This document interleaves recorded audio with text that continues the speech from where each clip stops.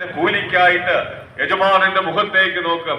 ആ നോട്ടം യജമാനനറിയാം ഇത് ശമ്പളം വാങ്ങിക്കുവാൻ വന്ന വ്യക്തിയെന്ന്. അതുകൊണ്ട് രാവിലെ മുതൽ വൈകുന്നേരം വരെ അധ്വാനിച്ചതിന് ശമ്പളം നൽകാറുണ്ട്. മനുഷ്യൻ ദൈവത്തോട് അനുസരണക്കേട് കാണിച്ച് പാപം ചെയ്ത് ദൈവ തേജസ് നഷ്ടപ്പെട്ടപ്പോൾ പാപിയായി തീർന്ന മനുഷ്യന് ദൈവം നൽകിയ ശമ്പളമാണ് മരണം എന്നുള്ളത്. അത് ശാരീരിക മരണം മാത്രമല്ല, നിത്യമരണം എന്ന് വേദപുസ്തകം. ഈ മരണത്തിൽ നിന്ന് രക്ഷിക്കുവാനാണ്, മനുഷ്യന് സ്വർഗം നൽകുവാൻ വേണ്ടിയാണ്. ഇന്നേക്ക് 2024 വർഷങ്ങൾക്ക് മുമ്പ് ദൈവമായിരുന്നവൻ, ദൈവത്തോടു കൂടെയായിരുന്നവൻ മനുഷ്യനായി ഭൂമിയിലേക്ക് കടന്നു വന്നു.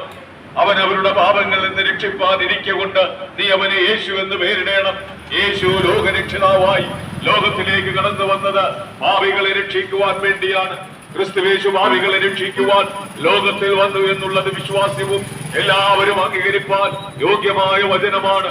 അതുകൊണ്ടാണ് ഞാൻ മുമ്പേ ഓർപ്പിച്ചത്, ഈ സുവിശേഷം ഇവിടെ ജനിച്ചു പാപത്തിൽ ജീവിച്ച് പാപത്തിൽ തുടർന്ന് പാപത്തിൽ മരിച്ച് പാതാളത്ത് പോകുവാൻ വിധിക്കപ്പെട്ടവനാണ് മനുഷ്യൻ. ഭാവി പോകുന്നിടം പാതാളം എന്നൊരു പഴഞ്ചൊല്ലുണ്ട്. ഭാവി പോകുന്നത് പാതാളം തന്നെയാണ്. അത് വേദപുസ്തകം വെളിപ്പെടുത്തുന്നു. ഭൂമിയിലെ മരണത്തിൽ നിന്ന് മാറ്റപ്പെട്ട് മരിച്ചുപോയി, ചത്തുപോയി എന്നൊക്കെയാണ് പറയാറുള്ളത്. ഏത് ഭാഗത്തിൽപ്പെട്ട ആളുകൾ മരിച്ചാലും പറയും അതെ, അദ്ദേഹം മരിച്ചുപോയി. മരിച്ചുപോയ വ്യക്തിയെ കാണുവാനായിട്ട് അവിടെ ചെല്ലുമ്പോൾ അദ്ദേഹത്തിന്റെ ബോഡി അവിടെ കിടക്കുകയാണ്.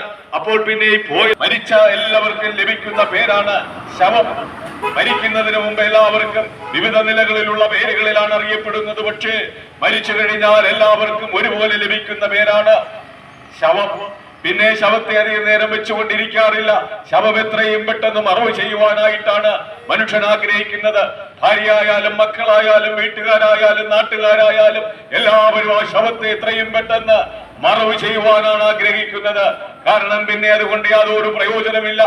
ആ നിലയിൽ മനുഷ്യൻ ആ മത്തായി സാറിനെ കാണാൻ പോയപ്പോൾ അദ്ദേഹത്തിന്റെ ശവശരീരം ഇങ്ങനെ കിടക്കുക.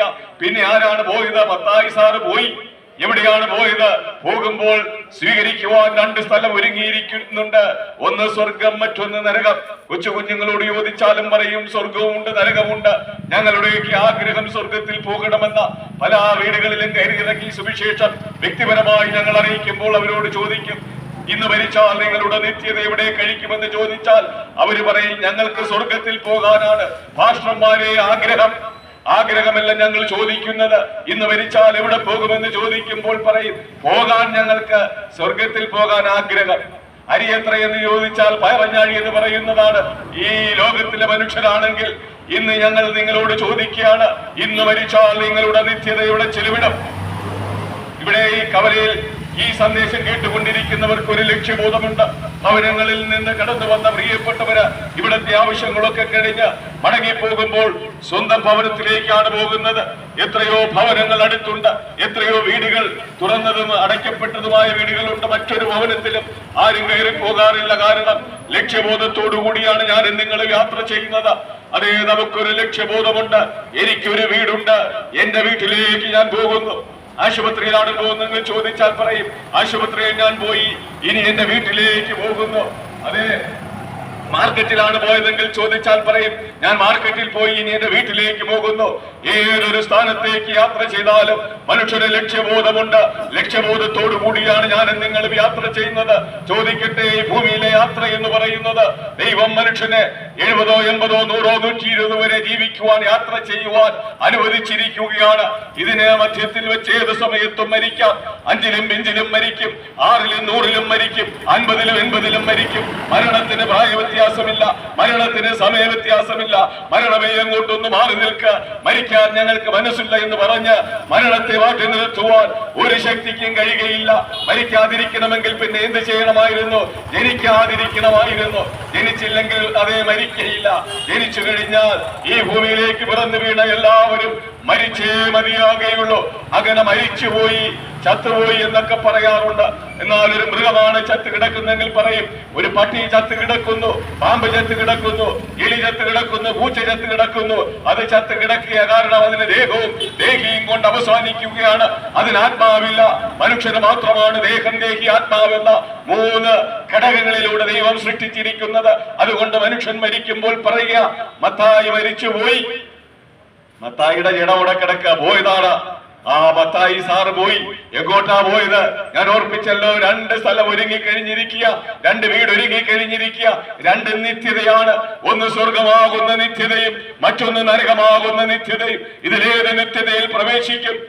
മത്തായി സാർ എങ്ങോട്ട് പോയി? മത്തായി സാറിന് അറിയാം, ഞാൻ ഈ ഭൂമിയിൽ ജീവിക്കുമ്പോൾ എനിക്കറിയാം ഞാൻ എങ്ങോട്ട് പോകുമെന്ന്. പാപത്തിൽ ജനിച്ചവരിൽ പോകണമെങ്കിൽ മറ്റൊന്നും ചെയ്യണ്ട, ദൈവത്തിന്റെ വചനം അനുസരിക്കേണ്ട, പ്രസംഗിക്കുന്നവരുടെ പ്രസംഗം കേൾക്കണ്ട, സ്വയമായി തീരുമാനമെടുത്തുകൊണ്ട് മുന്നോട്ട് പോകുവാൻ ഇന്ത്യൻ പൗരനെന്ന നിലയിൽ ഒരു സ്വാതന്ത്ര്യം നമുക്കുണ്ട്. ഇങ്ങനെ പാപത്തിൽ ജനിച്ചു പാപത്തിൽ മരിച്ച് പാതാളത്തിലേക്ക് പോകും. എന്നാൽ ഒരു വസ്തുത ഞാൻ നിങ്ങളോട് പറയാം, സ്വർഗമാകുന്ന നിത്യതയിൽ എത്തിച്ചേരണമെങ്കിൽ ദൈവം വെച്ചിരിക്കുന്ന വ്യവസ്ഥകൾ പാലിച്ചേ മതിയാകുകയുള്ളൂ. പാപം ദൈവത്തെയും മനുഷ്യനെയും തമ്മിൽ അകറ്റി നിർത്തിയിരിക്കുക, അകൃത്യം ദൈവത്തെയും മനുഷ്യനെയും തമ്മിൽ ഭിന്നിപ്പിച്ചിരിക്കുക. അകൃത്യവും പാപവും നിമിത്തം നീതിമാനായ ദൈവത്തിന്റെ അടുക്കിലേക്കുള്ള പ്രവേശനം നഷ്ടപ്പെട്ടിരിക്കുന്നു. ആ പ്രവേശനം മടക്കി നൽകുവാൻ വേണ്ടിയാണ് യേശുക്രിസ്തു ദൈവമായിരുന്നവൻ ഭൂമിയിലേക്ക് കടന്നു വന്നത്.